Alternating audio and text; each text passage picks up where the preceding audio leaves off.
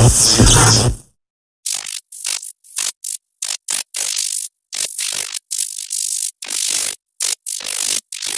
ayan mga kalanog, happy Sunday sa lahat. So ngayon nandito tayo sa Cathedral ng Dipolog City. So ayun, magsisimba tayo dahil ngayon ay Sunday at Palm Sunday ngayon. Happy Palm Sunday sa lahat, you know.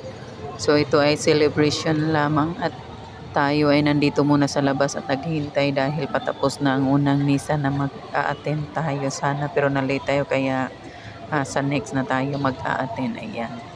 So dito hintay-hintay muna tayo habang ang lahat ay naghihintay din sa labas dahil punong-puno sa loob. At dito naman sa kabila ay kung saan tayo magtitirik ng kandila dito sa right side.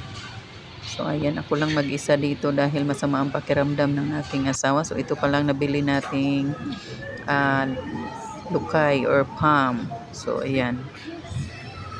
So kung sana nandun tayo sa ating lugar, marami doon. So gagawa lang tayo. So napaka-easy lang gawin sana nito, pero nandito tayo sa syudad kaya no choice tayo. Siyempre, bili-bili tayo dito. Tag 10 pesos ang isa. So bumili lang tayo ng 4 para mabasbasan din naman ng pare pag nandun na tayo sa loob.